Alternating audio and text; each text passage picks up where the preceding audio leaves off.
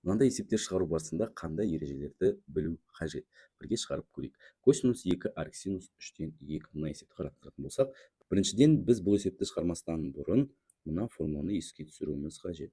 Синус арк синус 3-тен 2 дегеніміз ол бізде 3-тен 2-ге тең. Неге? Себебі синус пен арк косинус бір-біріне кері функция болғандықтан бізде аргументтің мәні қалады. Олай болатын болса, біз бірінші арк синус 3-тен 2-ні альфа бұрышы деп қарастырып, бірінші өрнекпен жұмыс істеп аламыз. Сонда косинус 2 альфа.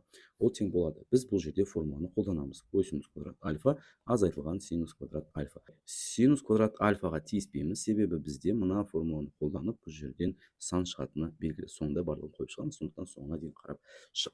Косинус квадрат альфа. Косинус квадрат альфа дегеніміз ол бізде бір азайтылған синус квадрат альфа. Бұл формула қайдан шығады? Бұл формула тригонометрияның ең бірінші формулаларының бірі. Синус квадрат альфа қосылған косинус квадрат альфа ол бізде бірге тең. Осы жерден косинус квадрат альфаны өрнектеп алатын болсақ, бізде мынандай өрнек шығады екен. Сонда бізде мына жерден жалғастыратын болсақ, косинус квадрат альфаның орнына 1 минус синус квадрат альфаны қойып аламыз. Және де мына жерде тағы да синус квадрат альфа бар.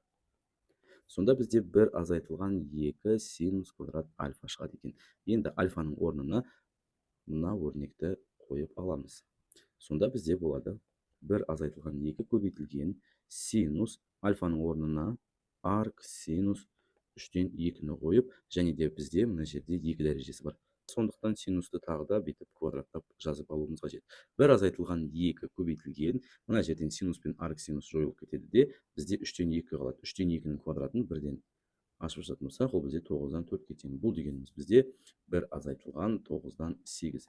Ал бір дегеніміз 9 бөлінген 9 немесе 9-дан 9 азайтылған 9-дан 8. Бұл бізде 9-дан 1-ге тең болады екен. Сонда жауабы бұл есептің 9-дан 1 болады екен. Екінші есепті дәл осы жолмен шығарып көр. Егер осындай есептерді шығарып үйренгілерің келсе, біздің онлайн мектебімізге келіңіздер, және де тіркеліп алыңдар, себебі келесі жолы тағы да есептерді қарастыратын боламыз.